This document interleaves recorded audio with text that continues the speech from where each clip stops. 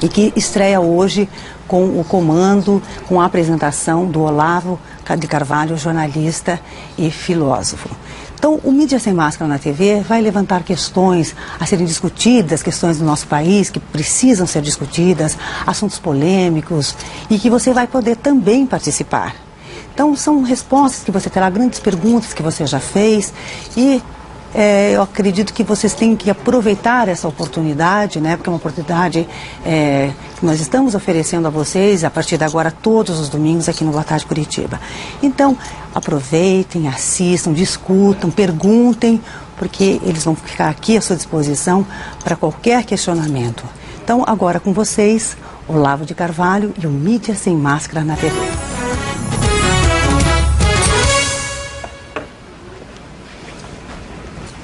Boa tarde, telespectadores. Nós estamos aqui começando um novo quadro dentro do Boa Tarde Curitiba. É um quadro bastante original, alguma coisa que nunca se fez na mídia brasileira. E eu espero que vocês aproveitem esta oportunidade que este canal está lhes dando de ter acesso a certas informações que não são veiculadas normalmente na mídia. O nome do programa Mídia Sem Máscara na TV é exatamente o nome de um jornal eletrônico que eu e alguns colegas viemos fazendo ao longo dos últimos 2 anos, a respeito do qual haverá daqui a pouco uma entrevista que será feita pela Marisa com 3 redatores do Mídia Sem Máscara, que são o Edward Wolff, Paulo Diniz Zamboni e o José Munir Nasser. Mas antes de falar a respeito do que é o jornal, deixa eu explicar para vocês qual é a razão da existência deste programa. A coisa mais óbvia do mundo é que uma das condições fundamentais para a existência de um sistema democrático é o acesso à informação. E hoje em dia este acesso à informação vem sendo bloqueado de uma maneira assim tão intensa e tão geral que nós podemos, sem erro, considerar o povo brasileiro o mais mal informado do mundo.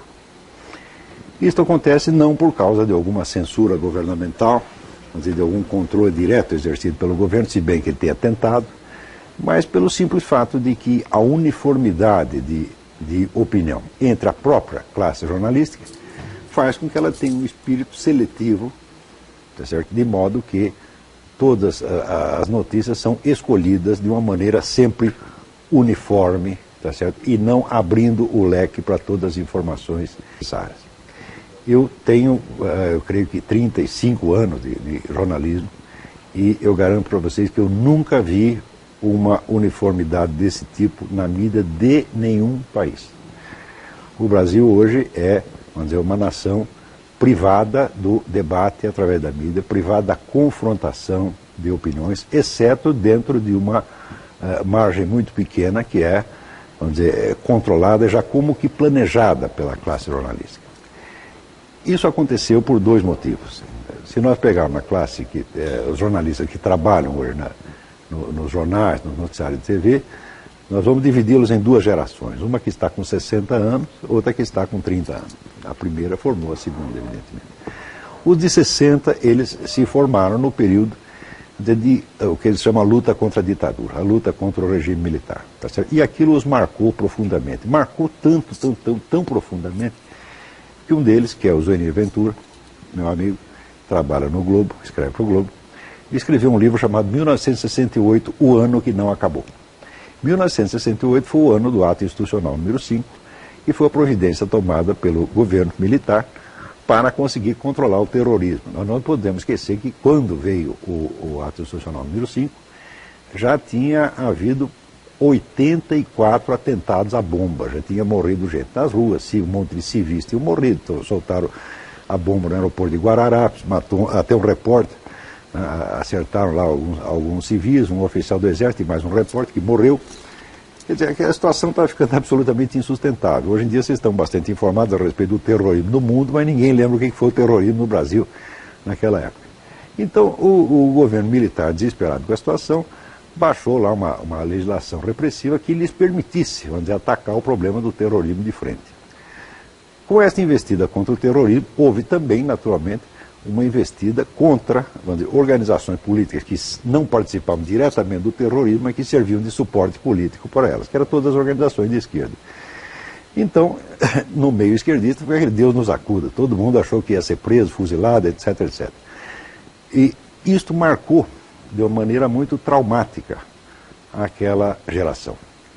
E esse pessoal, que são jornalistas que hoje têm 60, 70 anos, estão até hoje lutando contra a ditadura. A ditadura já acabou faz 20 anos e eles estão até hoje fixados naquilo. Então a preocupação número 1 desta gente é, como se diz, não dar armas ao inimigo. Então você não dizer nada que possa favorecer, vamos dizer, correntes que eles associam à antiga direita militar, é a preocupação número 1 e ela predomina sobre a preocupação de informar objetivamente. Ou seja, eles estão vivendo uma luta que já acabou, eles estão num outro tempo, eles estão assombratizados pelo que aconteceu na sua juventude. A geração seguinte, que tem 30 anos, não só foi educada por essa de 60, mas recebeu a influência de uma série de, vamos dizer, de doutrinários, de ideólogos europeus, que meteu na cabeça deles a ideia de que o jornalista não é um indivíduo que está ali simplesmente para transmitir informação. O jornalista, no entender deles, é um agente de transformação social. Então, uma espécie de líder das massas. Ele não está ali para informar, mas para guiar politicamente as massas. Se vocês procurarem nos programas de qualquer faculdade de jornalismo, vocês vão ver esta expressão, agente de transformação social, repetida milhares de vezes. Se o sujeito está imbuído da ideia de que ele tem que ser um agente de transformação social e de que isso é mais importante do que informar as pessoas, então é claro que o critério político, o critério ideológico na seleção das notícias, esta é até a obrigação dele. Então, toda a nossa classe jornalística está imbuída desta mentalidade, da luta contra a ditadura extinta e de ser agentes de transformação social. Resultado, eles picotam todas as notícias de acordo com um critério puramente ideológico. E estão tão acostumados com isto que não percebem que há aí nada de mal, e como ninguém os confronta, ninguém os desafia, eles estão achando até de boa fé que estão agindo corretamente, mas não estão agindo de uma maneira profundamente desonesta, porque não é o jornal, não é o jornalista que tem que decidir qual vai ser a orientação política do leitor. O leitor tem que ter a informação de todos os lados que existam, tá certo? E daí ele escolhe. Quer dizer, a transmissão de informação é uma coisa e a opção política do cidadão é outra completamente diferente. Esta noção, que é básica para a democracia, que é básica até do ponto de vista moral, tem sido completamente esquecida pela nossa mídia. Foi justamente por isso que, 2 anos atrás, eu iniciei este sitezinho, que na época era uma coisa de fundo de quintal, uma coisa doméstica, empreendimento doméstico, era feito por mim e pela minha filha, Maria Inês, chamado Mídia Sem Máscara, que era, vamos dizer, a leitura crítica da mídia da semana. Tá certo? Com o tempo, o Mídia Sem Máscara foi crescendo e vários colunistas de primeiríssima qualidade acabaram aderindo ao nosso empreendimento, e hoje nós temos mais de 20 colunistas que, para o meu gosto, são os melhores da mídia. Nós temos colunistas como o Zé Nivaldo Cordeiro. O Zé Nivaldo Cordeiro foi assessor econômico da Prefeitura de São Paulo, como o José Oswaldo de Meira Pena, embaixador, como o Jânio Cristaldo e outros de primeiríssima ordem. Todos esses estão fora da grande mídia hoje, porque a seleção das notícias, seleção ideológica da notícia, implica também a seleção ideológica dos jornalistas. Isso quer dizer que todo mundo que não está, vamos dizer, afinado com a corrente majoritária acaba, de uma maneira ou de outra, sendo marginalizado e posto para fora. Uns meses atrás vocês ouviram dizer que o governo federal pretendia criar, vamos dizer, uma agência para o controle da mídia, que toda a classe jornalística achou ruim. É evidente, ela acha ruim que o governo queira controlá-la, mas o fato é que ela quer controlar a opinião pública. E, de certo modo, a agência proposta pelo governo seria apenas uma duplicação inútil de serviço, porque o afinamento ideológico entre a mídia e os partidos que estão no comando é quase total, 100%. Então, o protesto dos jornalistas contra a tal da Ancinave foi como se dissesse assim: para que vocês querem nos mandar se nós já estamos fazendo tudo o que vocês mandam fazer? Tá certo? Então, eles querem fazer uma espécie de subserviência, mas extraoficial, não quer que oficialize a subserviência. E isso, evidentemente, é uma farsa, está muito errado. E no nosso programa nós vamos explicar isso a vocês, vamos trazer outros jornalistas para serem entrevistados aqui e aos poucos esperamos trazer todo o esclarecimento necessário para que os nossos telespectadores percebam a profunda anormalidade do que está acontecendo com a mídia brasileira. Mas agora, para falar um pouco do Mídia Sem Máscara, eu queria passar aqui a bola para a Marisa, que vai entrevistar 3 dos nossos redatores, inclusive os 2 que estão respondendo, vamos dizer, pela edição do Mídia Sem Máscara, que são o Edward Wolff e o Paulo Diniz, e também o nosso colunista econômico, o José Munir Nasser. É bom esclarecer que este programa aqui ele vai ter uma estrutura muito flexível. Quer dizer, o programa pode ser ocupado, por exemplo, todinho por um comentário que eu mesmo farei, a respeito do noticiário da semana, ou de algum outro acontecimento ligado à mídia, que nos parece importante. Pode haver entrevistas e pode haver também um rodízio dos comentaristas. Frequentemente não estarei aqui eu, estará outro redator do Mídia Sem Máscara. Mas tem um que vai estar com uma certa constância, que é o José Munir Nasser. O Nasser será o comentarista econômico deste programa. Isso quer dizer que uma vez por mês ele vai fazer uma resenha das principais notícias econômicas, que são notícias de importância fundamental, e mostrar no que a mídia está distorcendo ou até desinformando os leitores naquele ponto. Então, uma vez por mês, teremos aqui o José Munir Nasser com o noticiário econômico. Então, vamos passar aqui a bola para a Marisa para que ela entreviste o pessoal do Mídia Sem Máscara. Então vamos lá, obrigado, Olavo. E você também pode participar, você pode nos ligar, você pode fazer pergunta, até eventualmente colocar um assunto para ser tratado aqui, né, Olavo? Você está à disposição também disso, né?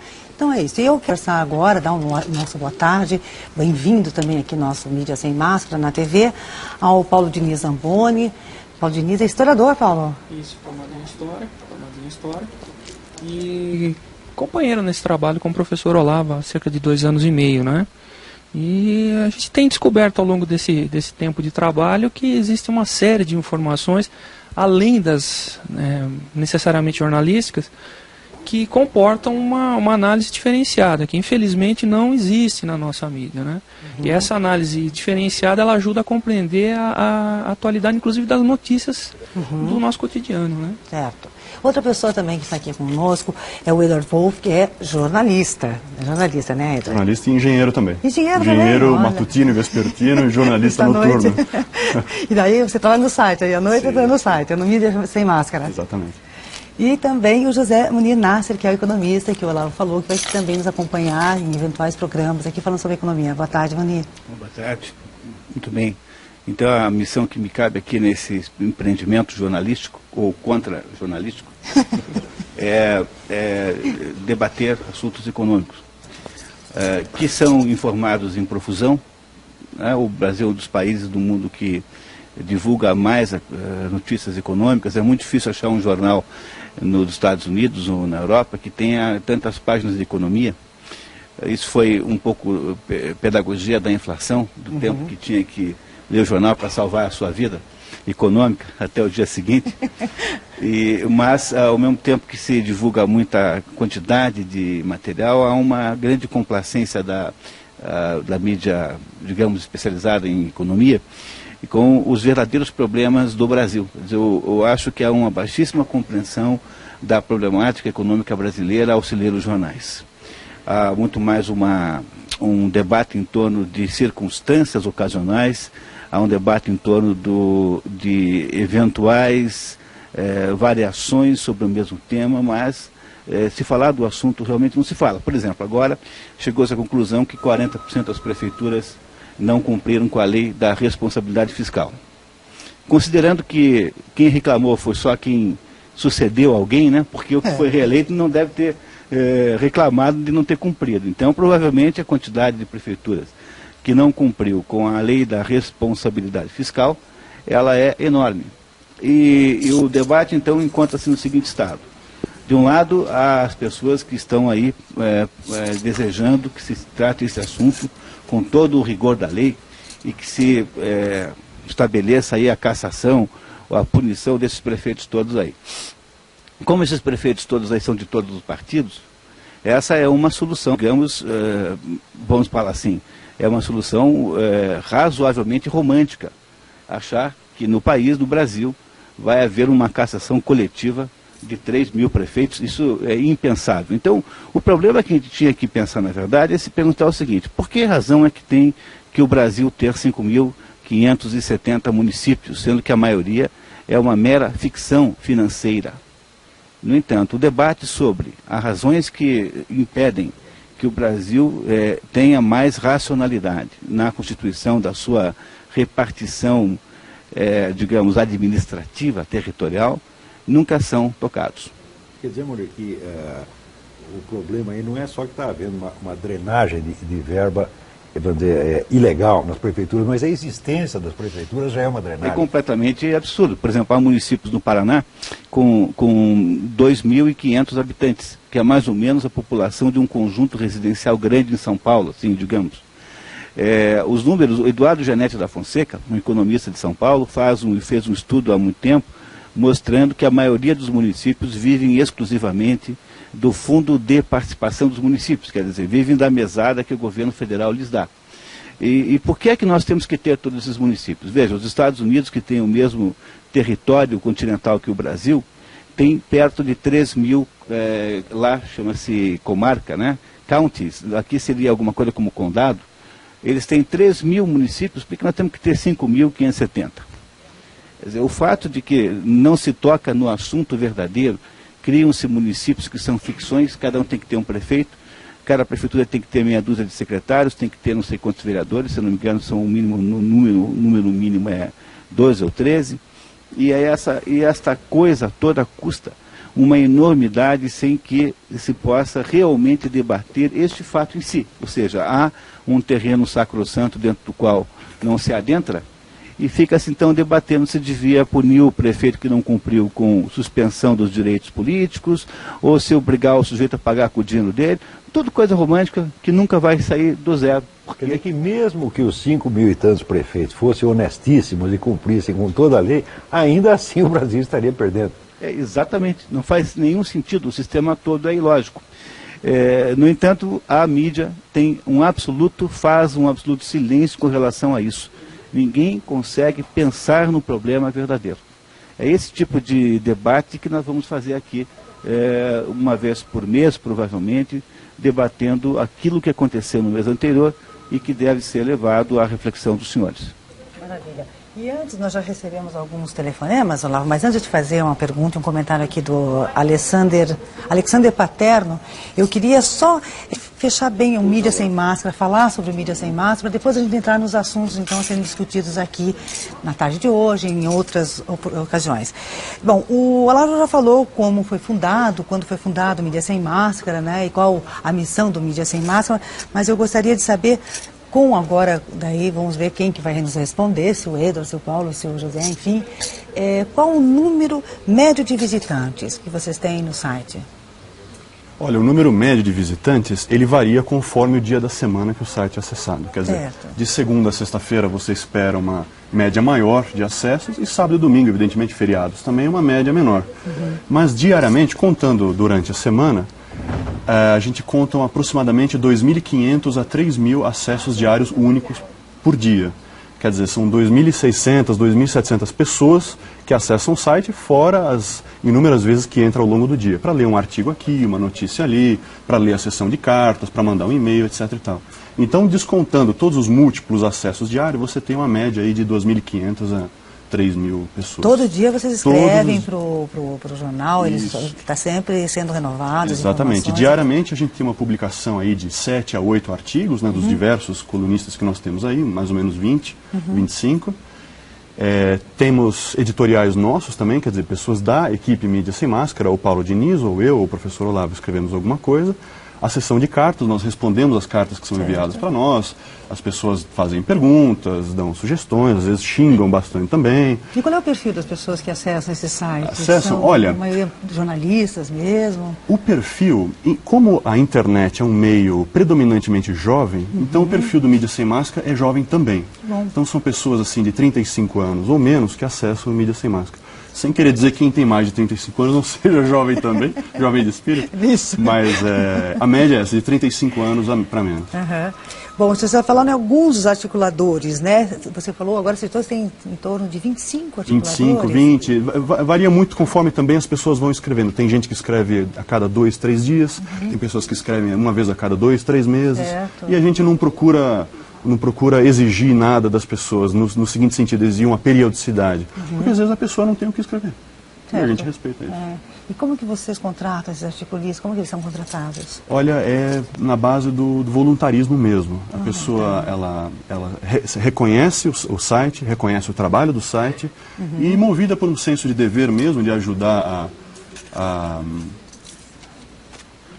a desmascarar o esquerdismo que tem, o esquerdismo reinante que há na mídia brasileira, o sujeito nos ajuda enviando artigos e notícias, né? Então é na base do voluntarismo mesmo. Na realidade, o que acontece é que em algumas ocasiões o leitor acaba nos contactando, porque ele está inconformado com uma matéria que ele leu.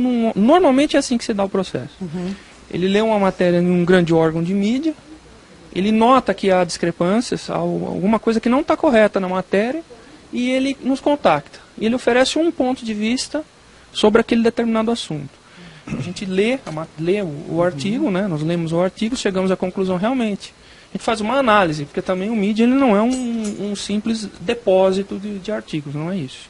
É um depositório. A gente faz uma análise primeiro.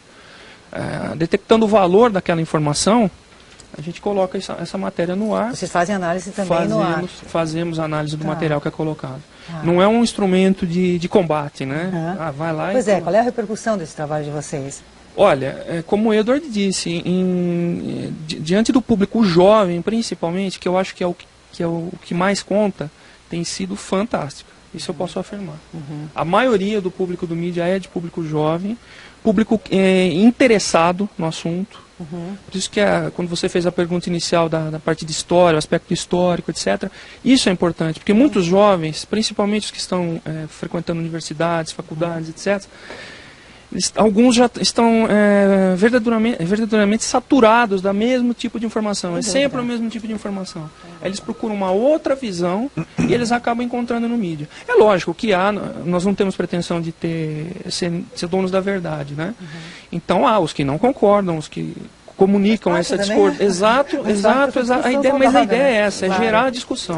A discussão é saudável. É isso que a gente quer e dentro desse parâmetro a gente conseguiu. Felizmente nós conseguimos e estamos trabalhando para isso crescer, né? Inclusive nós temos o site, né, do jornal do Mídia Sem Máscara, né, que nós podíamos até colocar no ar para que as pessoas anotem o endereço eletrônico, www.mediasemmascara.org. Então você pode também acessar a partir de hoje, que as pessoas que não conhecem, né, o Mídia Sem Máscara. E todo domingo aqui o Mídia Sem Máscara na TV daí, né? Olha, recebemos já uma ligação do Alexander Paterno, de Curitiba, que mandou para você, Olavo, dizendo... Primeiro ele disse que em breve esse programa terá mais audiência do que o Faustão. Fiquei muito feliz, né? Esperamos que sim, né, Olavo? Te cuida, Faustão. Te cuida, Faustão. Obrigada, Alexander. E ele pergunta se os jornalistas sabem que estão passando informações incorretas. Na verdade, eu não sei se ele fez uma pergunta ou se foi uma... Sim, você quer dizer se eles estão conscientes do que estão fazendo. Certamente os mais velhos, sim. A geração de 60 anos sabe exatamente o que está fazendo, sabe por que está fazendo e compreende perfeitamente os propósitos políticos de tudo isso. O pessoal mais jovem, como diz, vai no piloto automático, quer dizer, já pega toda aquela linha editorial que já é costumeira e ele simplesmente segue, às vezes sem examinar criticamente o que está fazendo. Agora, aí, vamos dizer, um é por esperteza e outro por ignorância, mas existe a ignorância culpada. Quer dizer, o sujeito está ignorando uma coisa que ele não pode ignorar, que ele não tem o direito de ignorar. Agora, aos poucos se consolidam hábitos na redação e esses hábitos se automultiplicam, eles se eternizam. Eu vou dar um exemplo para você. No Brasil, a referência da mídia brasileira em matéria de noticiário mundial é sobretudo um jornal americano chamado New York Times. O New York Times tem uma linha, como diz, de esquerda light, né? Mais ou menos social-democrata. O equivalente é o tucano americano, né? E é um jornal que outrora já foi muito importante. Mas hoje, o New York Times, nos dias de semana, ele vende 400, 500 mil exemplares. Chega no domingo, vende de 1 milhão e no máximo 2 milhões. Isso quer dizer que, para os Estados Unidos, o New York Times é um nada, nada, nada, nada. Só para você fazer uma ideia, o Sean Hannity, que tem o programa na Fox, ele tem 18 milhões de telespectadores por dia. Quer dizer, 9 vezes mais do que o New York Times tem no dia que vende mais. E outro comentarista chamado Rush Limbaugh, que tem 38 milhões de ouvintes pelo rádio todo dia. Quer dizer, o que é o New York Times perto disso? O pessoal segue o New York Times porque é parecido, vamos dizer, com a mentalidade deles. Então, ele se respalda na autoridade, entre aspas, do New York Times para transmitir aquilo que querem transmitir. Com isso, já estão falseando totalmente o próprio panorama americano. Nos Estados Unidos, ninguém liga para o New York Times e ninguém nem confia. Quanto mais em CNN, CBS, tudo isso está caindo, o pessoal não acredita mais. Lá, o rádio é que é o veículo forte nos Estados Unidos. Um fenômeno como esse, o Rush Limbaugh, 38 milhões de ouvintes por dia, ninguém pode com ele. Ele é um sujeito sozinho, né, tem poder mais que 10 ou 20 jornais juntos. A imagem que o pessoal transmite aqui é como se o New York Times fosse o grande, a grande autoridade da mídia americana. Com isso, estão falseando totalmente o panorama. É por isso que na mídia brasileira, todo mundo jurava que John Kerry ia ganhar a eleição. O único jornalista brasileiro que dizia Bush ganha era eu. Por quê? Eu não ligo para o New York Times, eu me informo nas outras fontes. Mas eles não querem se informar nas outras fontes porque não dizem o que eles querem. Então fica uma esquece. Eu minto para você, você mente para mim, nós nos enganamos um ao outro. E é isso que tem acontecido na mídia. Então, eles estão conscientes sim do que estão fazendo e os que não estão conscientes não têm o direito de não ter consciência. Quer dizer, o sujeito que lida justamente com a informação é o cara que não pode dizer, mas eu não sabia, porque a sua obrigação é saber. É isso? Certo. E aproveitando então, já vou passar do Henrique também. Por favor. Depois, se vocês quiserem comentar alguma coisa também, né? O Henrique do Água Verde, ele pergunta, não está havendo na mídia um anti-americanismo ideológico? Certamente. Diz que está gostando muito do programa também, e são esses que devem existir. Eu também acho, viu? Certamente. Henrique? Nós vamos falar mais a respeito disso, porque eu trouxe até aqui para vocês alguns livros para mostrar qual é a origem remotíssima desse anti-americanismo na mídia brasileira. É uma coisa que vocês vão cair de costas, porque nunca foi informado. Como é que começou isso e por que começou e por que se eternizou? Tá certo? Mas isso é um assunto para depois. É melhor, né? Aliás, até para complementar a pergunta sobre o anti-americanismo, é interessante que tem muitos leitores que entram no Mídia Sem Máscara, leem tudo que tem lá e mandam e-mails mais ou menos no seguinte teor. Meu Deus, vocês estão falando bem de George Bush. Fico escandalizado. Ficam escandalizados com isso. Quer dizer, como vocês podem fazer uma análise positiva de um presidente que, segundo o leitor, é como se fosse um Adolf Hitler? Quer dizer, olha, escuta, George Bush não é um Adolf Hitler. George Bush é um sujeito, é um republicano, um sujeito muito bem formado, é um sujeito que tem um sujeito de princípios, um sujeito de valores e tem os seus defeitos também. Mas o Mídia Sem Máscara faz o quê? Nós pegamos o todo e analisamos o todo, tirando o viés ideológico da notícia. Quer dizer, vamos analisar a presidência de George W. Bush pelos fatos, pelo aquilo que ocorre, pelo aquilo que acontece. Isso. E não se a gente gosta ou não gosta do George W. Bush. No Mídia Sem Máscara tem colunistas que são pró-Bush e colunistas que são contra. Exatamente. Agora, no restante da mídia só tem contra. Só tem contra. Então o sujeito fica assustado de entrar num site que tem colunistas que falam a favor. Esse, quer dizer, o anti-americanismo você percebe bem aí, quer dizer, Mídia Sem Máscara, por menor que seja... Esse anti-americanismo é mesmo porque a imprensa passa isso, né? Vai passando isso para as pessoas. Mas é importante explicar exatamente o que é o conceito de anti-americanismo. Isso. Porque se você analisar os artigos que estão disponíveis no Mídia Sem Máscara, muitos são contra muitos políticos dos Estados Unidos. Então, de certa forma, tem que ser explicado o que é anti-americanismo. A disputa que ocorreu entre George Bush e John Kerry foi uma luta entre americanos e anti-americanos, porque as ideias que guiam John Kerry, elas são essencialmente contrárias ao espírito do verdadeiro norte-americano. São coletivistas, são socialistas, são esquerdistas, são anti-Estado Nacional, são contrárias à ideia de soberania nacional. Como contrários? Simples, submeter o país à ONU. Essa é uma ideia que ganha força em outros países. Não por coincidência, um deles é o Brasil. E não por coincidência também, toda a grande mídia brasileira vestiu a camisa de John Kerry. Isso é um ponto onde, vamos dizer, onde a distorção do noticiário chega à completa inversão. Porque hoje em dia você tem, vamos dizer, na ONU, você tem uma fortíssima tendência para dar à ONU o Estatuto de Governo Mundial. Isso aí é oficial, já foi discutido em Assembleia Geral, já foi decidido, e que a ONU deve se transformar em governo mundial, abolindo as soberanias nacionais. Isto, a ONU está nisso e a comunidade europeia também está nisso. No Brasil, a coisa é noticiada como se fossem os americanos que estão fazendo. Justamente, qual é a primeira... Se você quer implantar um governo mundial e você quer acabar com as soberanias, qual é a primeira soberania que você tem que liquidar? A do país mais forte, evidentemente. Então, a primeira é Estados Unidos. Aqui, a coisa está chegando invertida como se não fosse a ONU que está fazendo isso, e sim os americanos. Isso é uma coisa que, vamos dizer que para quem tem a informação, você sabe que a coisa está sendo invertida.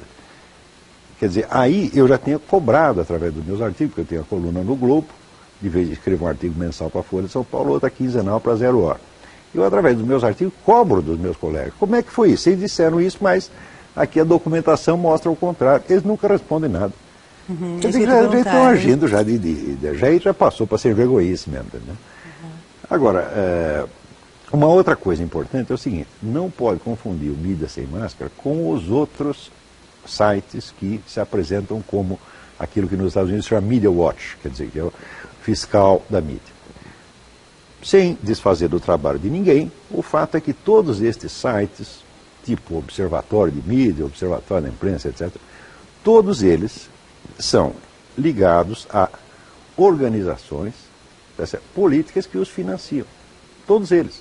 Nós podemos dar até o organograma de cada um. O dinheiro do site tal aparece de tal lugar, tal lugar, tal lugar. O Mídia Sem Máscara não é financiado por ninguém, não tem patrocinador nenhum e todos nós estamos trabalhando de graça. É isto que permite, vamos dizer, a nossa total liberdade. Nós somos o único site de Media Watch que pode dizer nós não temos rabo preso. Não pertencemos a nenhuma entidade, não pertencemos a nenhuma ONG, não pertencemos... Tem sites até ligado à repartição pública, à repartição do governo. O governo os financia, tá certo? E ainda tem a cara de pau de dizer que nós somos isentos, nós somos fiscais isentos. São coisíssima nenhuma. Não é isso? Outra coisa, a gente descobre esse dado que eu estou lhe dando, eu tenho esse dado porque eu fui investigar da onde sai, quem financia, quem está por trás, etc, etc. O Mídia Sem Máscara, pode ser que amanhã ou depois ele precise de dinheiro. Se receber dinheiro, alguma ajuda, nós vamos publicar. Primeira coisa, olha, fulano nos deu dinheiro e não temos compromisso nenhum com ele. Não é porque o fulano ajudou aqui que se amanhã ou depois ele fizer uma treta, nós vamos esconder. Não vamos esconder nada. Se quiser ajudar o nosso projeto, muito bem, mas não venha querendo nos comprar, porque não vamos ser comprados, não. Então, eu quero ver esses outros sites mostrar o balancete. Então, recebemos tanto do governo federal, recebemos tanto da comunidade europeia, recebemos tanto da ONU para mentir a favor deles. Tá certo? É certo. Bom, a gente está falando também sobre alguns assuntos que são abordados pelo site, né? Vocês têm denunciado as atividades do Fórum de São Paulo e a omissão completa da grande mídia em relação a ele. O que é o Fórum de São Paulo, né? E qual a ligação do PT e do presidente Lula com ele? Pois é, o Fórum de São Paulo é algo que o professor Olavo vem alertando há muito tempo nos artigos dele no Globo e outros jornais. E o Mídia Sem Máscara procura informar mais o leitor a respeito do Fórum de São Paulo, já que as colunas do professor Olavo são limitadas em espaço. O Fórum de São Paulo é uma organização internacional, fundada pelo Partido Comunista Cubano, em iniciativa de Fidel Castro com o presidente Luiz Inácio Lula da Silva, como um plano de implantar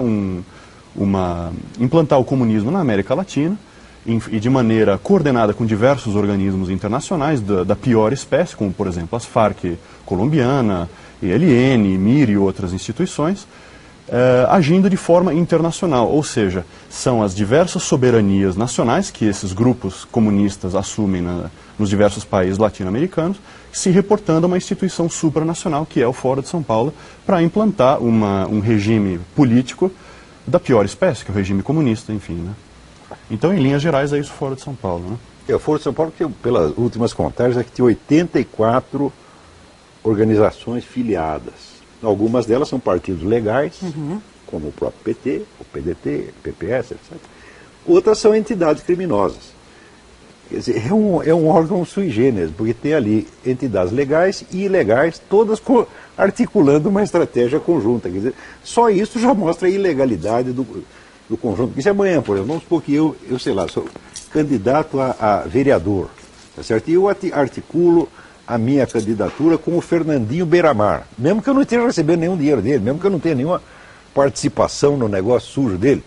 A simples parceria política com a delinquência já é delinquência. Então, isso ninguém tem noticiado, o pessoal tem varrido isso para baixo do tapete. Agora é curioso porque o Foro de São Paulo, independente da nossa opinião sobre o Foro de São Paulo, é uma entidade importante, supranacional, fundada por duas pessoas muito importantes, Fidel Castro e Lula. E cadê a mídia nacional debatendo sobre isso daí que é tão importante? Sem dúvida, sem dúvida. Quer dizer, só por isso você percebe que há notícias sendo ostensivamente escondidas do público. E os objetivos do fórum não somos nós do Mídia Sem Máscara que estamos dizendo que são esses. Eles constam todos em atas. Exatamente. Eles afirmaram isso. As atas estão no Mídia Sem Máscara. Inclusive, a maioria das atas disponíveis na internet brasileira estão somente no Mídia Sem Máscara. Eles mesmos publicaram as atas. Não somos nós que estamos dizendo que eles vão implantar. Mas eles publicaram... Eles tinham um site deles, do Foro de São Paulo. Sei, entendi. Tá. Aí eles ficavam sempre as atas. Daí eu lia aquele negócio, porque eu não sou bobo, eu vou me informar. E lia e comentava aqui no Globo. De tanto eu comentar, começou a dar na vista, daí eles sumiram com o site, esvaziaram o site. E 6 meses depois voltaram com outra versão já expurgada, já tiraram as partes mais comprometedoras. Mas enquanto isso nós já tínhamos copiado todas as atas. Então hoje nós temos uma versão completa das atas do Foro de São Paulo, uma parte em português, uma parte em 1990. 1990, exato. São 14 anos já. E tem aquela reunião anual, e eles são 80 e tantos partidos e organizações que tomam parte, discutem e tomam as suas resoluções. As resoluções são obrigatórias para todos os partidos. Quer dizer que existe uma articulação continental do movimento comunista. E isso está lá tudo nas atas. Tá entendendo? E como é que uma coisa deste tamanho pode ser escondida durante tanto tempo? Você vai dizer que o sujeito da mídia, o chefe de redação, que esconde uma coisa dessa, não sabe o que está fazendo. Eu digo, mas eu não nasci ontem, não somos idiotas. Quer dizer, idiotas somos todos, de nascença. Mas não tanto, não precisa caprichar tanto. Tá entendendo? Quer dizer, 14 anos escondendo. Vamos supor que durante os primeiros 5 ou 6 anos, ninguém reparasse naquilo, não desse importância. Mas aos poucos foi crescendo. Por exemplo, o Lula, alguns meses antes dele subir à presidência, ele ainda era o presidente do Foro de São Paulo. Ele presidiu o Foro durante 12 ou 13 anos. Todas as reuniões eram com ele. E cada reunião tinha as resoluções, ele assinava. A resolução tem um valor de compromisso. Por exemplo, na última reunião, assinaram um compromisso que todas as 80 e tantas organizações se comprometiam a defender a FARC, a narco-guerrilha colombiana, contra o governo da Colômbia. E acusava o governo da Colômbia de fazer terrorismo de Estado contra as FARC, contra os pobres traficantes. Isso está assinado lá pela mão do seu Lula. Agora, depois ele sobe à presidência e diz, eu vou combater o narcotráfico. E eu, quando ele disse isso, eu disse, o senhor não vai combater o narcotráfico, o senhor não pode combater o narcotráfico. Se o senhor combater o narcotráfico, o senhor não dura um minuto. Por quê? Porque a sua assinatura está lá. Não adianta, eu não nego que ele queira, eu não estou atribuindo más intenções a ele, talvez ele queira realmente combater o narcotráfico, mas não pode. Porque ele tem o que se chama rabo preso. Você quer mais rabo preso do que um compromisso assinado? Quer dizer que se ele for combater mesmo e pisar no calo da FARC, ele não dura 2 minutos. Tinha um pessoal do Partido Socialista Colombiano que apoiava antigamente a FARC, retirou o apoio, a FARC esperou uma festinha lá do partido, foi lá e matou toda a liderança no mesmo dia. Então, quando o Lula diz, não, esse pessoal do narcotráfico, como diz, ele tem bala na agulha, tem café no bule, ele sabe o que eles mandam nele. Ele não está livre para agir. Não estou colocando em dúvida a honestidade dele, não é este o ponto. Eu estou dizendo, ele pode querer fazer a coisa certa, mas ele não pode. E o Edward, ele explicou que começou, então, esse Foro de São Paulo, com uma união dos líderes, seria isso, da América Latina? O líder dessas instituições ideológicas da esquerda. Cuba com Fidel Castro, Lula aqui, Venezuela também, Cuba, Venezuela, Colômbia. Diversos partidos de esquerda, desde a Argentina até o México. Todos os partidos de esquerda, todos eu não diria, mas a grande maioria está lá. A grande maioria está lá. E o curioso é que a mídia não se manifesta, a grande mídia, né, não se manifesta a respeito disso, nem para dizer, olha, Foro de São Paulo é uma coisa desprezível, você não precisa, não vamos nem ligar para isso. Mentira. Simplesmente não... É porque já que o Olavo está denunciando há tantos anos, está falando, está colocando... Você não encontra nunca alguém dizendo, dando uma justificativa, falando não. Tem uma coisa de desonestidade ainda. Você veja, a desonestidade chega ao ponto, é uma coisa tão absurda. Por exemplo, na última eleição você tinha 4 candidatos. 3 deles pertenciam ao Foro de São Paulo. PDT, que era o Ciro Gomes, né? Não, perdão, Garotinho, pertence ao Foro de São Paulo. O PPS, que era o Ciro Gomes, pertence ao Foro de São Paulo. E o PT. Ora, existem resoluções do Foro de São Paulo, já de anos atrás, que colocam como prioridade para todo o foro eleger o Lula presidente da República do Brasil. Então, como é que o sujeito assina um compromisso de eleger o Lula presidente e no dia seguinte ele se apresenta como candidato fazendo de conta que é concorrente?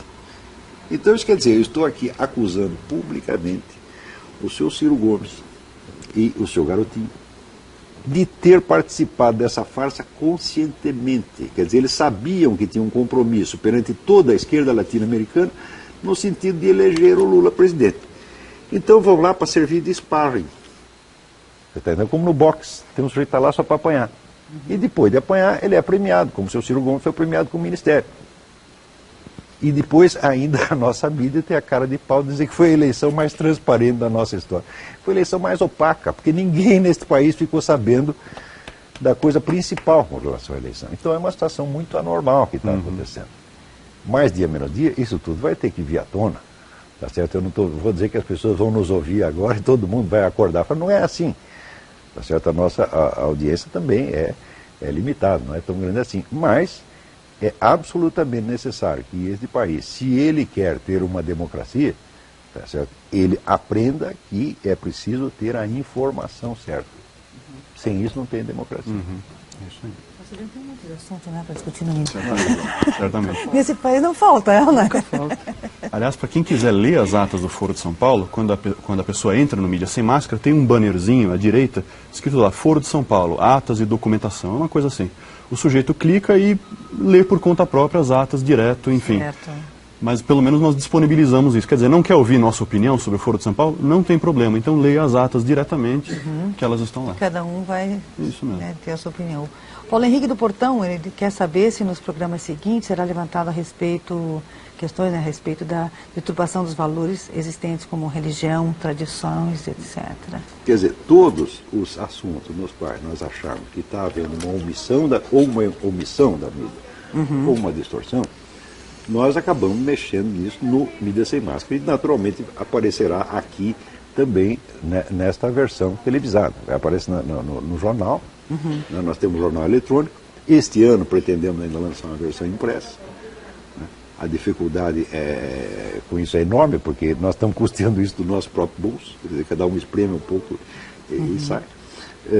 Pretendemos lançar a versão impressa, então tudo que sair na versão eletrônica também acabará aparecendo aqui. O telespectador pode levantar a questão que queira, não é? E nós, se soubermos, responderemos, porque tem um ditado árabe que diz que só um idiota se propõe a responder todas as perguntas.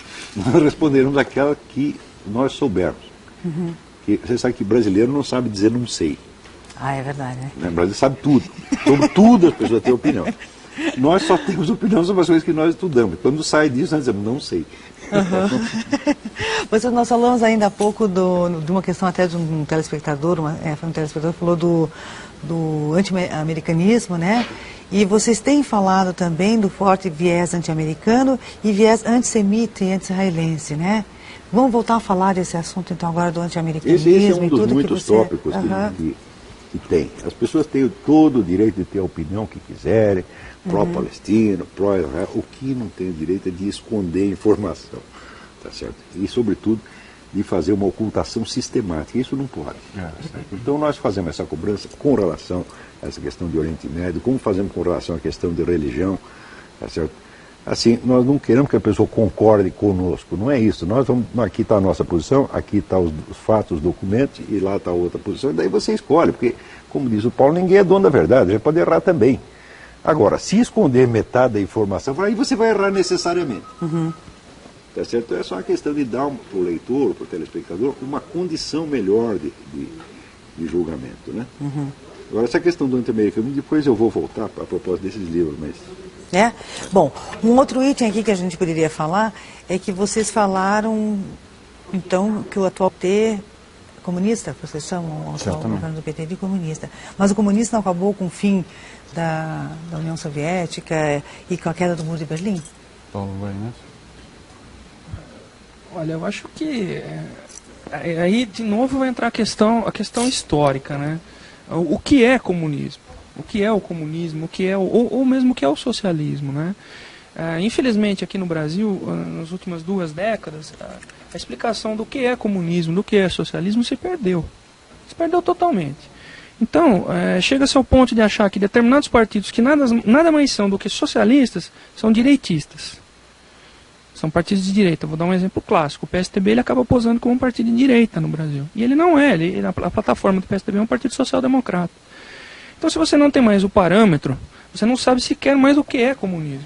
É uma coisa que não existe mais, portanto. Então, se você fala, governo do PT tem uma plataforma comunista, o que é que acontece? A pessoa rechaça isso automaticamente. Comunismo? Isso não existe.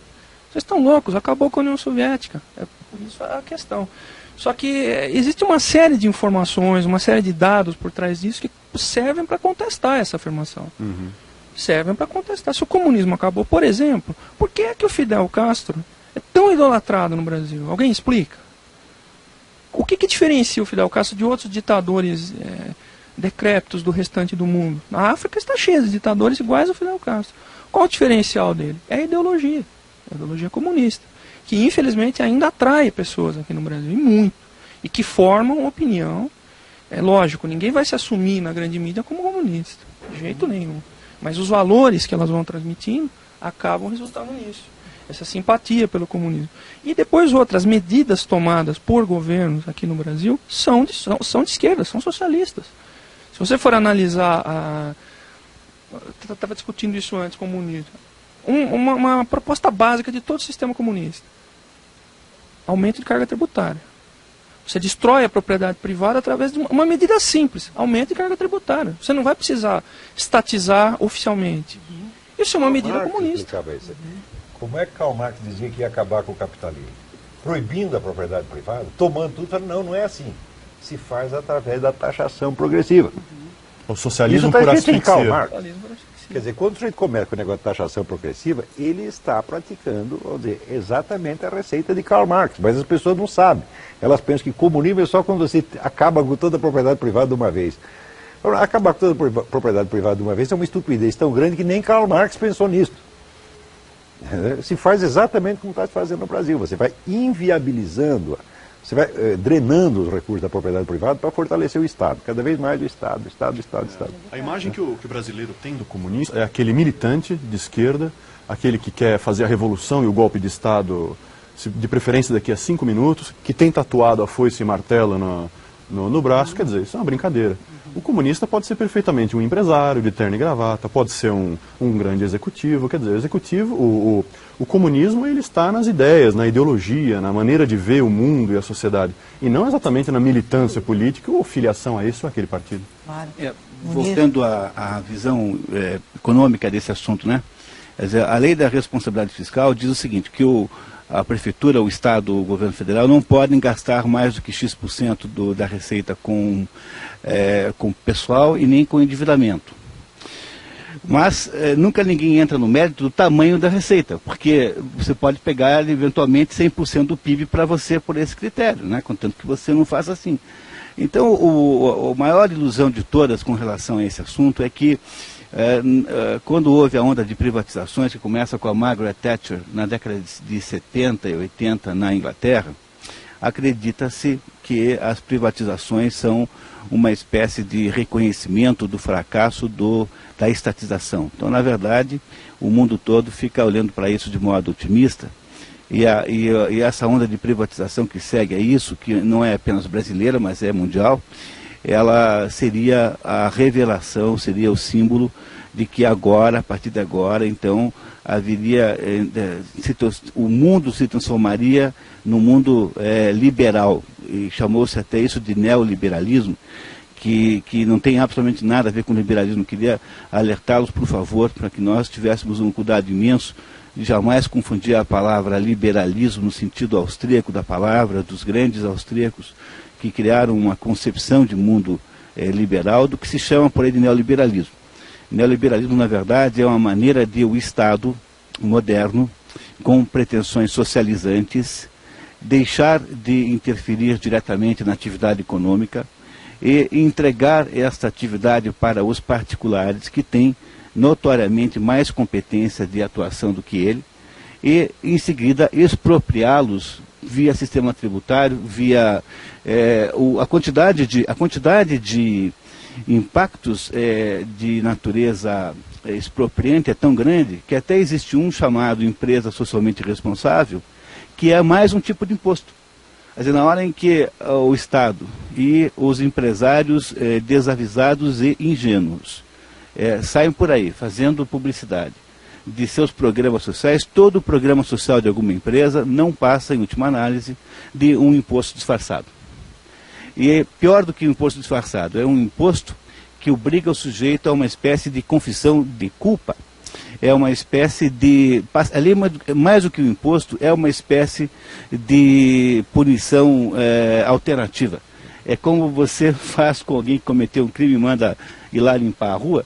Pois as empresas, já que são tão culpadas assim, porque o sistema atual explora a sua pretensa culpa sobre os males do mundo, as empresas, para não serem mais punidas, então elas submetem a penas alternativas, que é essa história de empresa socialmente responsável, empresa cidadã. No fundo, são todos movimentos, são todos instrumentos e todos sintomas de uma coisa só, que é do aumento da socialização do sistema. E que as pessoas ingenuamente confundem com o neoliberalismo, achando que isso é a vitória do capitalismo sobre o socialismo, quando é justamente o contrário. O neoliberalismo foi uma coisa, vamos dizer, foi um fantoche, um espantalho, que o pessoal da esquerda mais radical inventou, tá certo? Que eles mesmos fazem e depois eles falam mal. Lenin chamava isso a estratégia das tesouras. Você cria dois partidos, duas correntes, uma esquerdista, outra um pouco menos esquerdista, de modo que elas dividam entre si todo o bolo, todo o espaço político. É o que acontece entre esse pessoal do PT, PDT, etc., e do outro lado o PSDB, o Tucanato. É a mesmíssima coisa. Uns anos atrás teve uma reunião dos 7 grandes governantes do mundo. E daí o pessoal da esquerda aqui gritava, não, isso aí é o neoliberalismo em marcha e tal. É um perigo, é o espírito do capitalismo, nós temos que combater isso. Quando você ia ver, todos os 7 eram governantes de esquerda, que tinham sido postos lá por eles mesmos. Era o Bill Clinton, que é apoiado pela esquerda americana, era o Schröder na Alemanha, era o Jospin na França, só tinha esquerdista. Eu digo, mas é a sua própria turma que está lá? Assim como eles falavam do discurso único. Não, nós temos que combater o discurso único. Eu digo, mas o único discurso que eu escuto é o seu. Quer dizer, tudo isso é uma farsa. O pessoal se acostumou, assim, a viver numa espécie de teatrinho, entendeu? Quer dizer, o teatrinho interno da esquerda ocupou todo o espaço político e ele hoje é o grande simulacro, né, da política brasileira. E eu gostaria mais uma outra questão que a gente podia abordar na tarde de hoje. Eu gostaria de saber a posição do Mídia Sem Máscara quanto à campanha do desarmamento. Bom, eu posso dizer o seguinte, o Mídia Sem Máscara, ele não tomou uma posição contra ou a favor do desarmamento de princípio. Mas o que nós procuramos fazer é o seguinte, olha, tem pessoas que são a favor do desarmamento, a grande mídia cansa de repercutir isso daí, mas olha, escuta, tem o outro lado do desarmamento também. Tem o lado do controle populacional, tem o lado da segurança do indivíduo, tem o lado da proteção da sua família, os lugares ermos do país em que é necessário mesmo você estar armado, porque a polícia não chega lá em menos de 2, 3 horas. Quer dizer, existe uma série de argumentos, bons argumentos, contra o desarmamento civil, que não estão sendo novamente veiculados pela grande mídia brasileira. Então, o que nós fazemos? Nós publicamos esses artigos e essas ideias contra o desarmamento no site para mostrar, olha, escuta, o desarmamento pode ser uma coisa ruim também. né? E tem experiências muito negativas no mundo em relação ao desarmamento. Os Estados Unidos já adotou desarmamento, muitos estados estão voltando atrás no desarmamento, porque o crime só aumentou com isso daí. Quer dizer, a bandidagem ficou encorajada, evidentemente, porque quando o bandido sai para a rua, sabendo que tem uma lei proibindo que as pessoas não tenham armas, ele se sente muito melhor. Ele não está armado, Exatamente. Só eu estou armado, né? Então, quer dizer, essa, na verdade, a nossa posição, em termos de jornalismo, é publicar o outro lado. Ó, escuta, tem um outro lado aqui que você merece ler também, né? Como consumidor, como leitor, consumidor, você merece ler também. Que pena que fica só daí no site também, É tão legal, né? para ver como as pessoas estão mentindo a esse respeito. Todos os jornais noticiaram, todos não, jornais importantes noticiaram. Desarmamento diminuiu a criminalidade em 18%. Disseram, chegaram a ter a cara de pau de noticiar isso. Quando você ia ler a notícia, é aquele caso, vamos dizer, o tipo jornal, o falso jornal, o pior tipo de falso jornalismo que existe, é aquele que diz uma coisa no título e outra na matéria. Quer dizer, já traz em si seu próprio desmentido. Quando você ia ler a matéria, você via que, de fato, havia diminuído em relação ao trimestre anterior, mas aumentado muito em relação ao mesmo trimestre do ano passado. Ora, a variação de trimestre é o que chama variação sazonal, quer dizer, aquilo acontece normalmente durante o ano. Agora, se você compara um ano inteiro, um período maior com outro, aí que você vê se aumentou ou não. Então, a notícia que dava na manchete anunciava diminuição, era, na verdade, um aumento. Quer dizer, o jornalista que faz isso, olha, vou dizer para você o que é um sem vergonha, um mentiroso, um safado. É só para jornal? Isto aí, o público tem o direito de reclamar na delegacia do consumidor que está sendo enganado, está sendo ludibriado por uma propaganda enganosa. Porque se o jornal lhe promete uma cobertura honesta e depois lhe dá isto, ele está falhando a lei de proteção do consumidor. E o senhor que está ouvindo, a senhora, tem todo o direito, tá certo, de dar a queixa no jornal.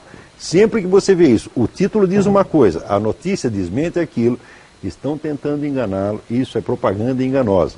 Propaganda enganosa por quê? Porque você tem empresas de mídia que estão ligadas e têm interesse na campanha do desarmamento pelas suas ligações com ONGs internacionais associadas a este programa.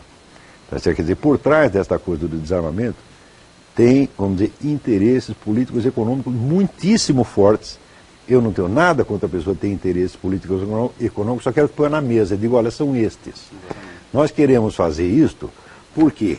Porque vai diminuir a criminalidade? Não, nós queremos fazer isso porque nós gostamos da ONU e queremos fortalecer a ONU contra os Estados Unidos. Então, a ONU inventou esse negócio de desarmamento, nós apoiaremos porque nós apoiamos qualquer besteira que venha da ONU.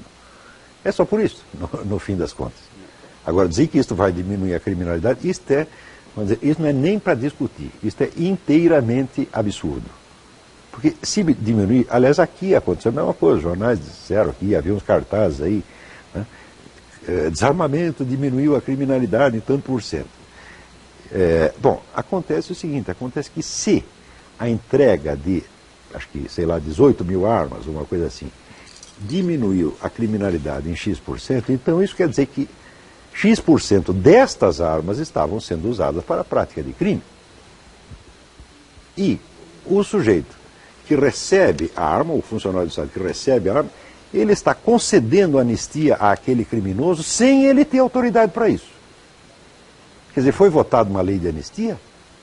Quem foi que disse? Se você devolveu a sua arma, você não pagará pelo seu crime. E não será investigado. Na prática, a lei do desarmamento é uma lei de anistia dada a todas as criminosas. O que o sujeito fala?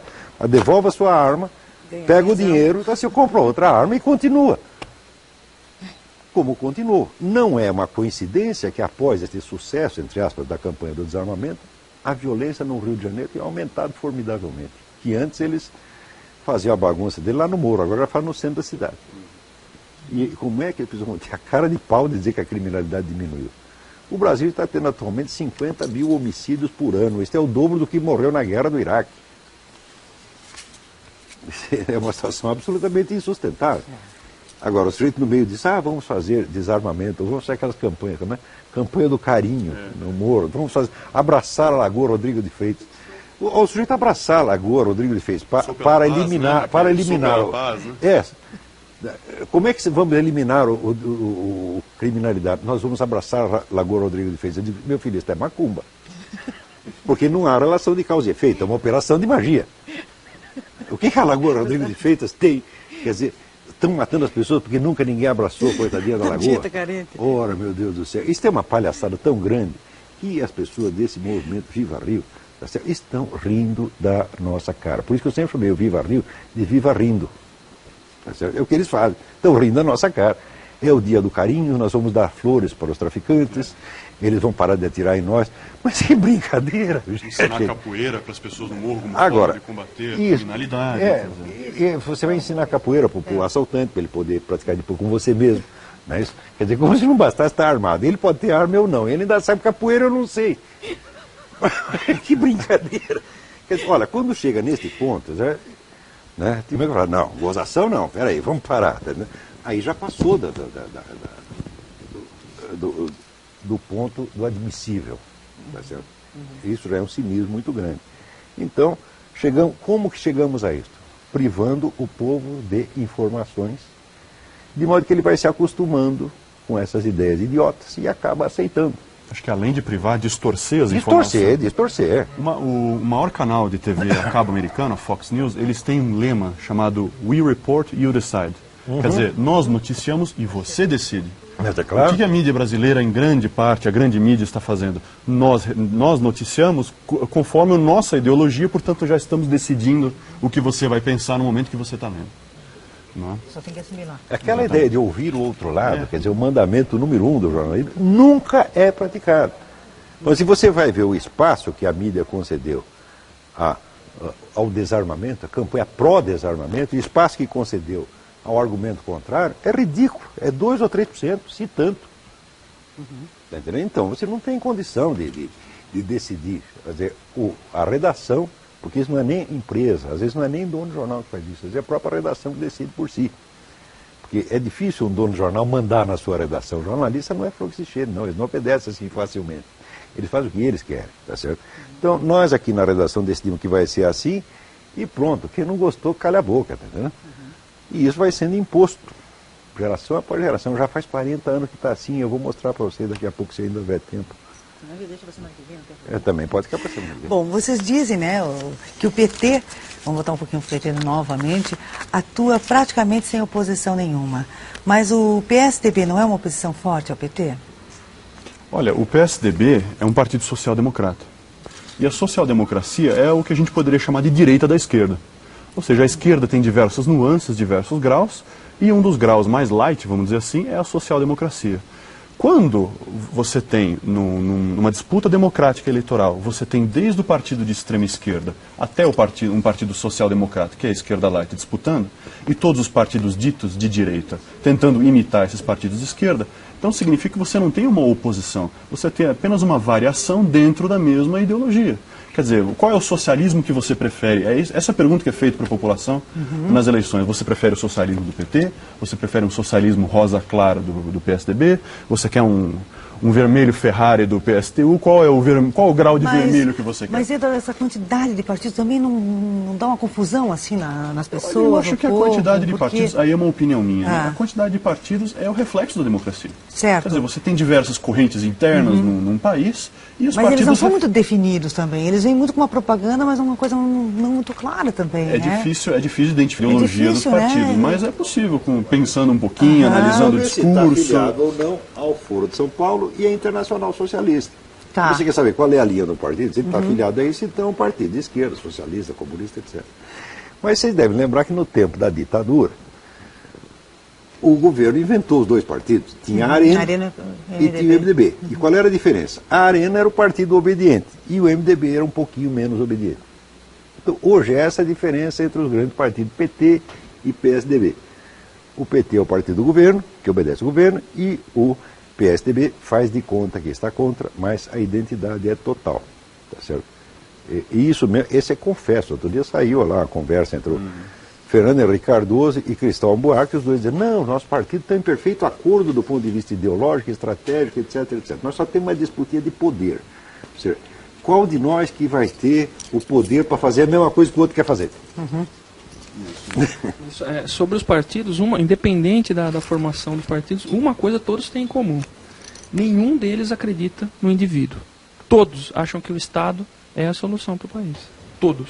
em maior ou menor grau. Quer dizer, quando, por exemplo, se debate previdência social nas eleições, então um partido acha que a previdência social deve ser reformada desse jeito, o outro daquele outro jeito. Olha, escuta, alguém já propôs a abolição da previdência social pelo governo? O governo privatizar por completo? Nem se pode discutir. Por quê? Porque são todos partidos de esquerda. Certo. Então eles estão apenas disputando quem é que vai assumir a pasta da previdência social e qual plano de que indivíduo, de qual partido que vai ser implantado. E não realmente um debate amplo de ideias, como se espera numa democracia. Né? Certo. Eu tive uma informação agora que o programa para São Paulo encerra às 15 horas, às 17 horas, aliás, às 5 horas. Nós temos mais 5 minutinhos para a cidade de São Paulo. Depois nós podemos até continuar um pouquinho mais aqui com Curitiba, né? Porque nós temos algumas perguntas ainda a serem feitas. O Diogo do Batel, ele pergunta para o Olavo qual foi a atuação do Papa Pio XII colaborando com comunistas na Segunda Guerra Mundial. Não com os comunistas. O Papa Pio XII já foi acusado de duas coisas, de ter colaborado com os nazistas na Segunda Guerra Mundial e um pouco mais tarde com os comunistas. Este é um abacaxi, este problema. Eu preferia mais tarde fazer um programa só sobre isso, porque precisa muita documentação, não é uma coisa assim fácil de resolver, não. Geralmente a pessoa resolve assim na base sectária. Brasileiro, então eu vou separar essa. Brasileiro assim, primeiro emite uma opinião, primeiro escolhe uma opinião e depois ele vai averiguar os fatos, né? E daí os fatos que trata de se arranjar. Então, se você é católico, gosta do Papa Pio XII, você diz, é tudo mentira. Se você é anticatólico, já fala, é tudo verdade. Mas a coisa não é bem assim. Precisa investigar com seriedade. Então, nós vamos guardar então, vamos deixar essa aqui esse do Diego, programa, né? Isso. Agora, se você fez a pergunta baseado no livro do tal do John Cornwell, que se chama O Papa de Hitler, este livro é charlatanino do começo até o fim. Então, esse aí não serve. Agora, fontes mais sérias, pró e contra. E a gente um dia vai fazer um programa só sobre isso, fica prometido aqui. E o Luiz Carlos do Centro também pergunta qual a influência, agora eu não sei se o nome está de Antônio Gramsci, é Gramsci? Gramsci, nos partidos comunistas. Antônio Gramsci, ele foi o fundador do Partido Comunista Italiano. E era talvez o melhor cérebro que tinha naquilo. E ele já na década de 30... ele tinha a ideia de que aquele método insurrecional e violento usado na Revolução na Rússia não ia funcionar na Europa Ocidental. E de que, na Europa Ocidental, nos países mais desenvolvidos, a revolução tinha que ser feita por dentro. Isso é, você ocupa o Estado por meios constitucionais, meios legais, e daí você vai de lá de dentro bagunçando a coisa. Mas antes mesmo de tomar o Estado, você precisa tomar os órgãos de cultura, as escolas, jornais, etc., etc., para que antes de você anunciar que vai implantar um regime socialista, todo mundo já ser socialista sem nem saber o nome, tá certo? E ele cria então essa estratégia do que ele chama de revolução cultural, que precede a revolução política. Nós podemos dizer que no Brasil, a revolução cultural, isso é a inoculação de um vocabulário socialista, de valores socialistas, símbolos socialistas, em toda a cultura, já estava pronta e já estava vencedora há mais de 10 anos atrás, tá certo? Então todo mundo vai aceitando isso. A ideia do Gramsci era que todo mundo aceitasse isso como uma coisa tão natural que ele diz que a autoridade do Partido Comunista, do partido que conduzisse o processo, ele diz, seria onipresente e invisível como um decreto divino, que você obedece sem nem saber o que está acontecendo, obedecendo. Isso é a expressão do Gramsci. E em muita coisa você vê que isso já está acontecendo no Brasil. O Gramsci é o teórico mais importante do comunismo, né, depois de Lenin, Stalin, etc., né? E no Brasil é tremendamente influente. É talvez o autor mais citado em teses universitárias no Brasil. A Universidade Brasileira se transformou num templo devotado ao culto de Antônio Gramsci. Só se ensina, tudo que se ensina é baseado no Antônio Gramsci. Agora, o pai e a mãe que tem o filho na universidade nem sabem disso. E o filho que está lá na universidade recebendo tudo isso, ele não sabe que isso é pregação política. Isso para ele é a natureza das coisas, é o conteúdo da matéria que está sendo ensinado. Se não há alternativa, se não existe confronto, você não fica sabendo exatamente onde você está. Você vê, um time de futebol, o que seria um time de futebol que entra no campo sem ter outro time do outro lado? O que ele vai fazer lá? Eu digo, olha, vocês estão mais ou menos assim, não sabem nem o que estão fazendo no campo. Eles têm que ter a confrontação. Tá certo? Não essa falsa confrontação, como disse o Edward, da esquerda com a esquerda mesmo. Não, tem que ser total, tem que haver total, para que a pessoa de esquerda coloque as suas posições, e todas as faixas de esquerda e todas de direita têm que estar presentes, o pessoal tem que conhecer tudo. Por quê? Porque isso aí ninguém é o dono da verdade. Já dizia São Tomás de Aquino, na verdade é filha do tempo. Quer dizer, precisa ter muita gente, né? Ou a Bíblia disse, quando você tem mais conselheiros é melhor para você. Porque você ouve tudo e depois você tira a sua conclusão. Aqui, o telespectador, o leitor do jornal está sendo privado desta oportunidade. E o Félix também pergunta quem financia o site Observatório da Imprensa de Alberto Dines na internet. Mas veja, se você procurar direitinho, você vai ver que o site do Alberto Dines está ligado ao negócio chamado Comitê Gestor da Internet no Brasil, está ligado à Universidade de Campinas, etc. Tem uma série de entidades, umas privadas, outras públicas. Quer dizer, este sistema, vamos dizer, permitirá você identificar qual é, vamos dizer, a linha ideológica que está por trás. Tá certo? Então, não só a linha ideológica, mas também os compromissos. Bom, no nosso caso, quem está por trás? Quem está financiando isso? Quem está financiando isso é este que vos fala. Tá certo? E esses aqui também. Nós esprememos do nosso orçamento. Quer dizer, tiramos o leitinho das crianças para fazer isso. Não temos patrões, não obedecemos ninguém, não trabalhamos para ninguém. E qualquer pessoa que queira ajudar, que sua instituição, que queira ajudar neste empreendimento, as condições são duas. Primeiro, você vai ajudar, não é por baixo do pano, é por cima do pano. Nós vamos publicar o quanto você deu. E segundo, isto não nos trará nenhum compromisso. Nós não vamos nos tornar seus empregados só porque você ajudou o nosso empreendimento. Você ajudou porque você achou que era um objetivo nobre, etc, etc. É assim como na igreja, meu filho. Não é porque você depositou uma esmola lá dentro que você tem que ser o padre tem que fazer um sermão a seu favor. Ele está lá para falar de Deus, não é de você. E nós estamos aqui para falar do jornalismo verdadeiro e falso e não, né, das belezas de quem nos deu dinheiro. Que até hoje ninguém deu. Será que o Eduardo, Paulo, o Munir querem fazer algumas considerações agora que nós já estamos chegando no finalzinho do horário, né, no nosso Mídia Sem Máscara? Olha, eu só quero agradecer realmente a oportunidade de estar aqui, desse espaço cedido para o Mídia Sem Máscara, que é um empreendimento que todo mundo que está aqui faz realmente por senso de dever, por patriotismo, por acreditar na pluralidade das ideias, na real pluralidade das ideias, e agradecer todo o apoio aqui.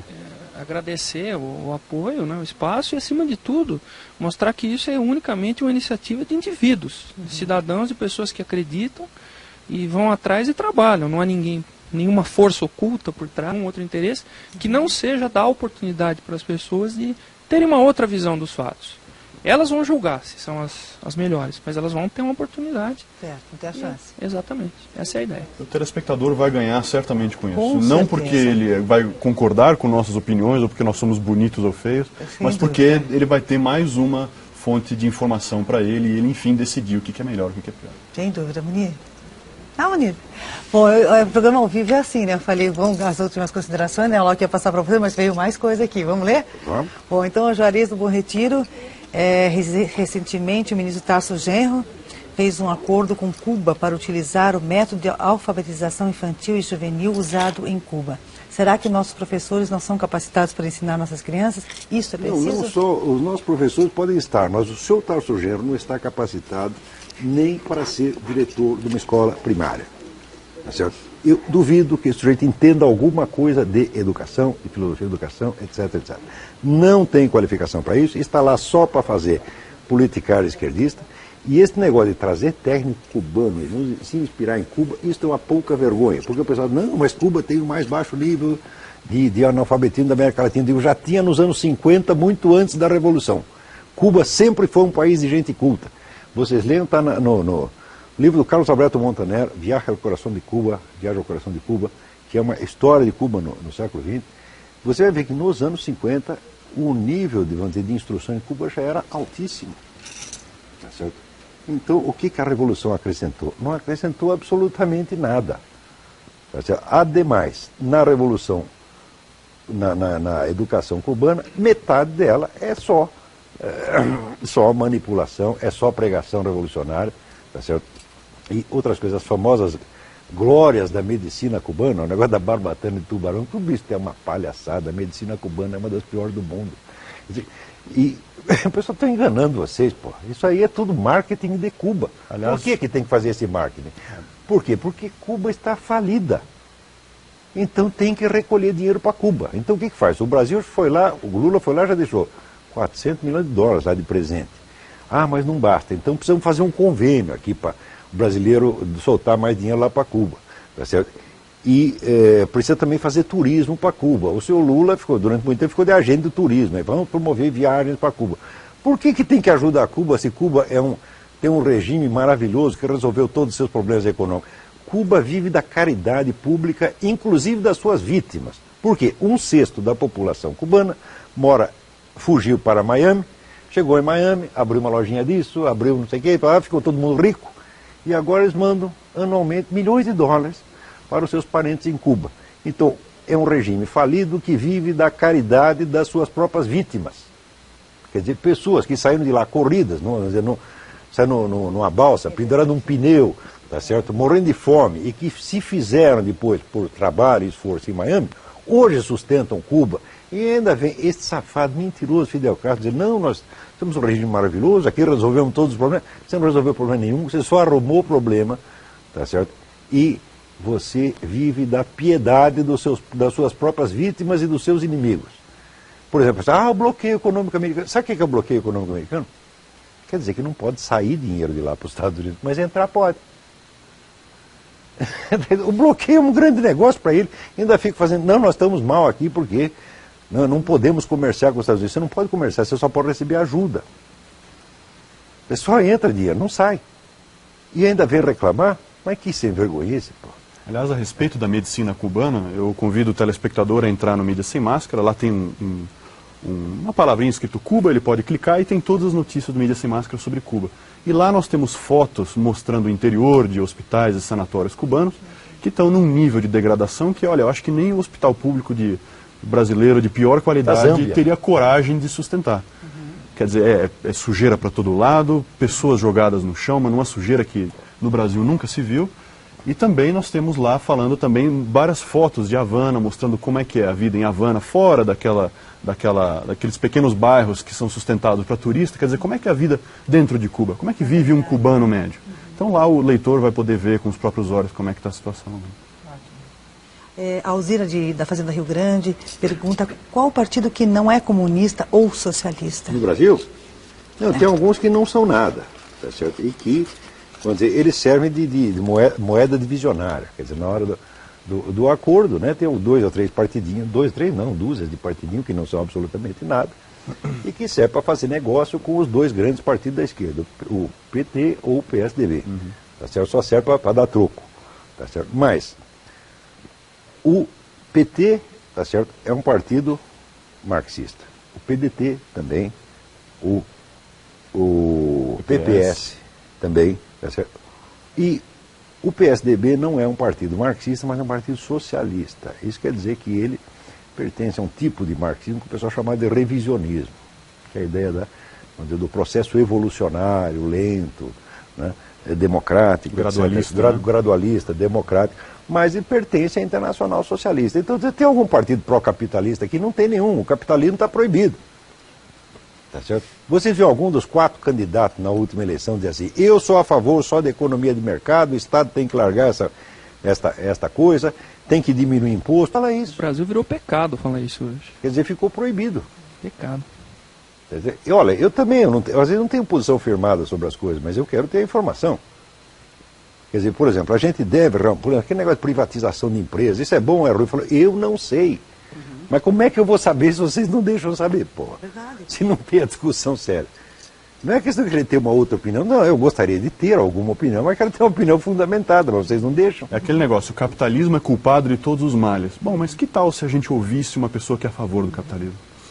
Não seria bom ouvir também como fonte de informação alternativa? Né? É isso que nós fazemos. Né? O Moacir quer saber qual a importância do... E agora sim, a importância do voto, visto que a mídia apoia sempre o presidente pré-escolhido e esse vem a ganhar milhões se o povo é coagido a aceitar. Você veja, na última eleição havia 4 candidatos que estavam lá só para eleger um deles. Por quê? 3 pertenciam ao Foro de São Paulo, já está tudo combinado entre eles.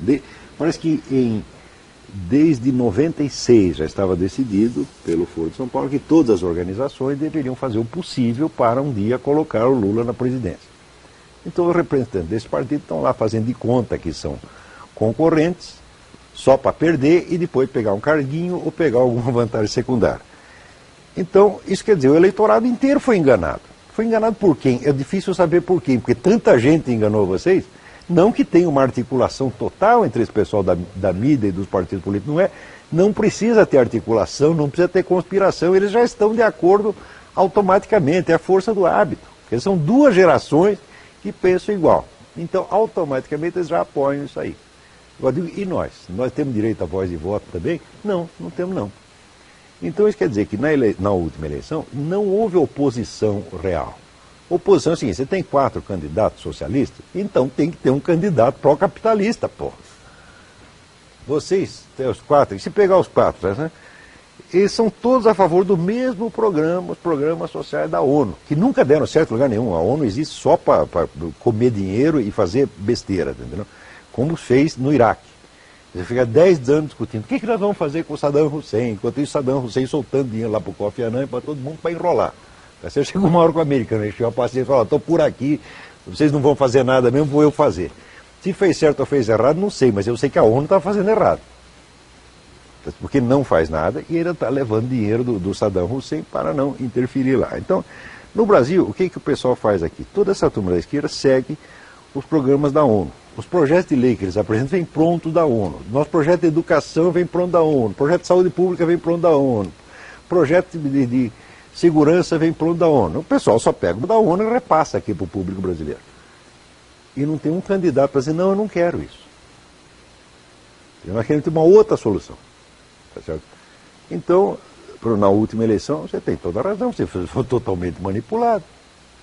Agora, o único partido dos 4 que não pertencia ao Foro de São Paulo é o PSDB. Ora, eu não sabia, sabia sim, o seu Zé Serra sabia de tudo.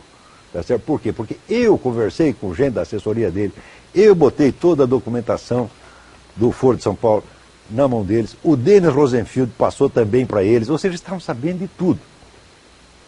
Então, aí, neste caso, nós temos que perguntar, seu Zé Serra, o senhor é só covarde, o senhor é mentiroso ou o senhor é burro? Eu não sei, mas uma das 3 coisas o senhor é.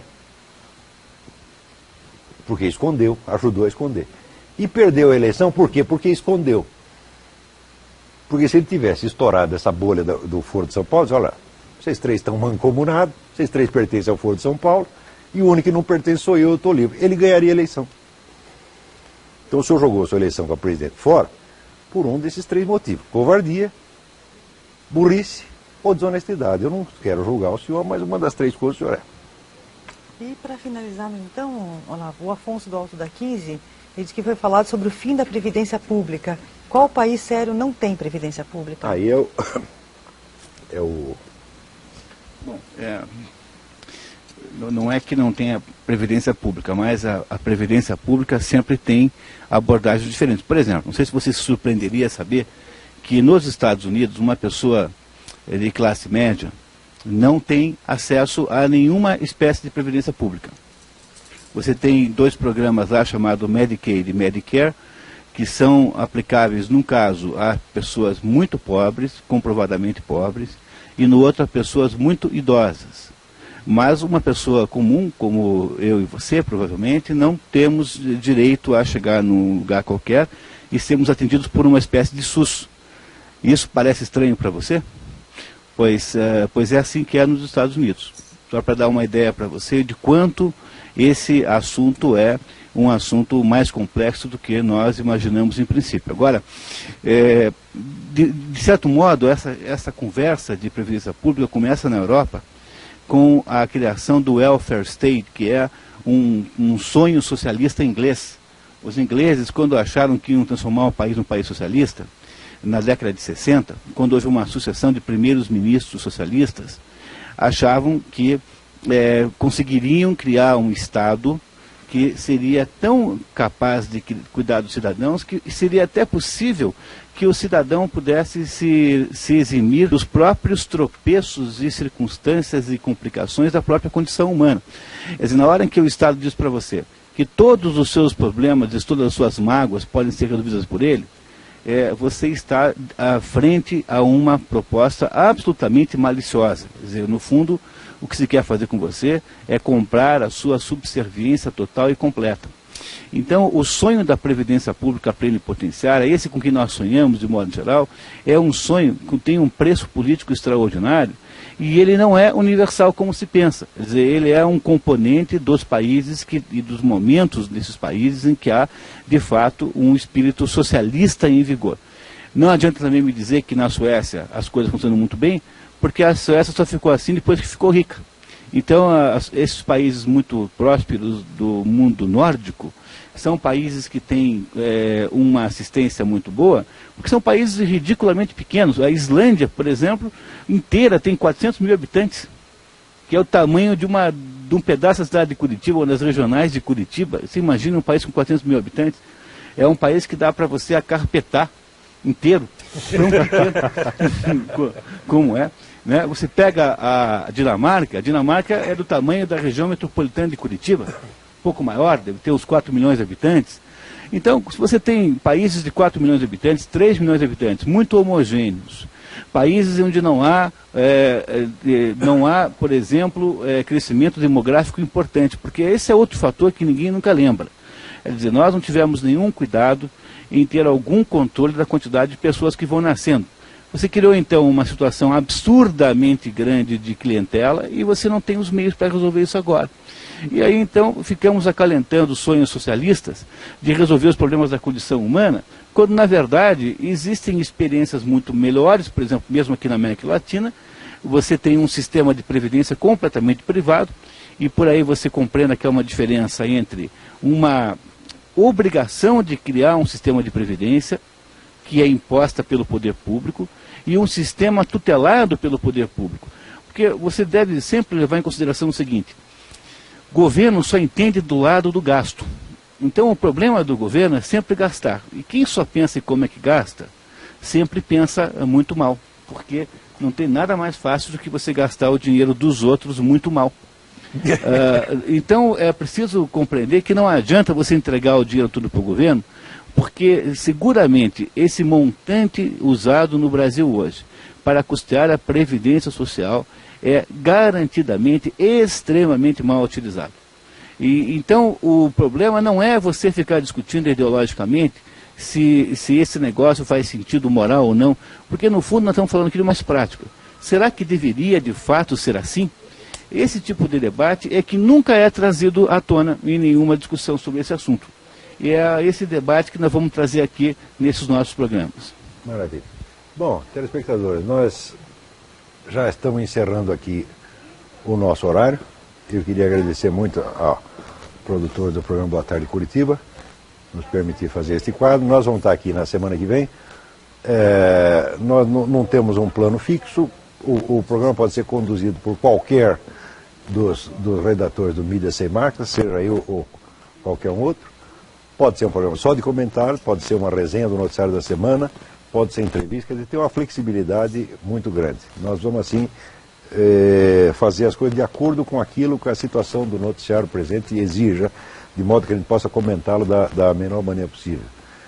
Então, muito obrigado a todos e até a semana que vem.